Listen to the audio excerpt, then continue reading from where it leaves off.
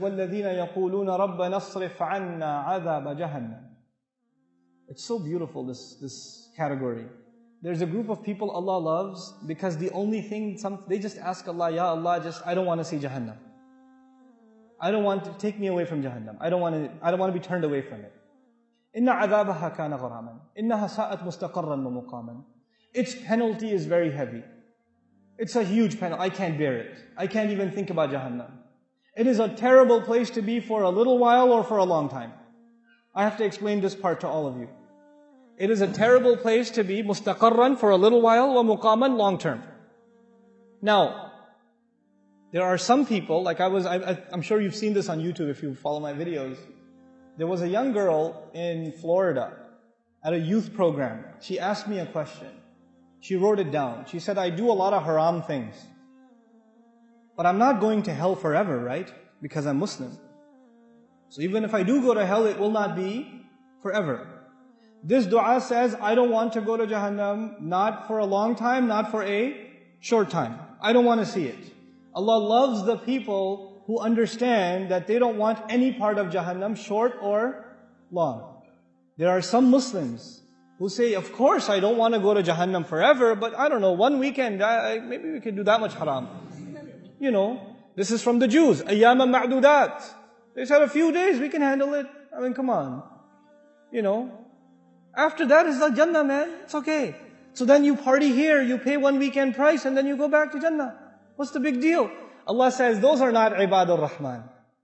Ibadur Rahman are the people, the special people to Allah are the people who say, Ya Allah, I don't want to see Jahannam, not for a day, not for 2 days, not for a minute, not for a second, and not permanently. I don't want anything to do with Jahannam. There is an ayah in Surah Al-Anbiya. There's one ayah in Surah Al-Anbiya that describes the least punishment in Jahannam. Jahannam is described in so many places in the Quran, but the least, the easy punishment of Jahannam is described in Surah Al-Anbiya. How easy is it? The person described has not tasted the fire. They have only tasted a breeze. You know, when you have a fire, it has a hot wind. The hot wind is called lafha, with a lam. But the ayah doesn't use lafha. It says, وَلَئِن مَسَّتْهُمْ نَفْحَ, with a noon. With a noon, it actually means a cool breeze, not a hot breeze. And nafha is used when, when you close the door and some hot air comes in, as you're closing the door, that the air that comes in or goes out, that's called nafha. Allah says those people will taste a nafha, air. Not even inside Jahannam, where? Outside. They haven't even gone in yet. And they didn't taste fire, they didn't taste lava, they didn't eat anything. They're just exposed to air. And it touched them barely. Massatum, it barely touched them. You know, sometimes you're boiling or frying things and something comes out and it touches you just a little bit. But that's not air. That's liquid. Allah doesn't say air, liquid will touch you. What does He say? Air will touch you and it will barely touch you for a split second. Split second it will touch you. That's it.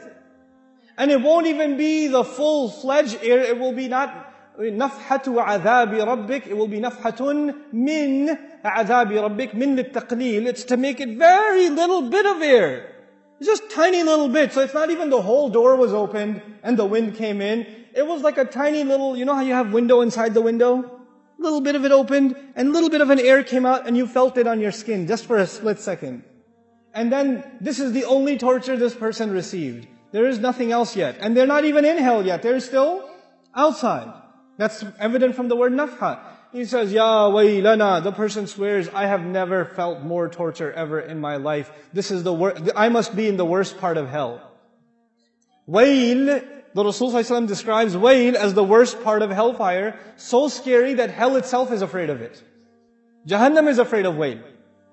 And this guy says, I must be in wayl. Ya waylana. He's not even inside yet. The Muslim understands, the believer, the student of Quran understands, إِنَّهَا سَاءَتْ مُسْتَقَرًّا وَمُقَامًا. I cannot be there for a little while and a long time. I know. I should not have the mentality of Bani Israel who said, لَن تَمَسَّنَا النَّارِ إِلَّا أَيَّامًا مَعْدُودَاتٍ. Just a few days, we can handle it. You know, I've had long, hard, hot road trips outside with no air conditioning. I'm tough. No. إِنَّهَا سَاءَتْ مُسْتَقَرًّا وَمُقَامًا. This is a category by itself. These people are special to Allah. The only thing they ask Allah is, Ya Allah, I don't want Jahannam. I don't want Jahannam. Never, at all. That dua itself qualifies you to be special to Allah. Subhanallah.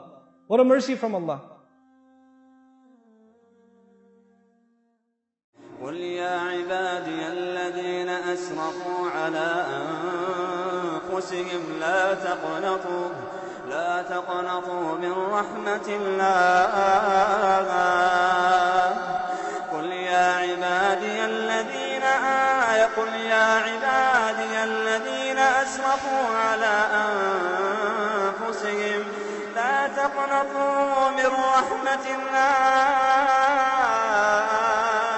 لا تقنطوا من رحمة الله. إن الله يغفر الذنوب جميعا.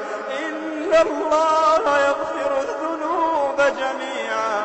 لا تقنطوا من رحمة الله. لا تقنطوا من رحمة الله. إن الله يغفر الذنوب. إن الله يغفر الذنوب. إن الله يغفر الذنوب جميعا. إنه هو الغفور الرحيم.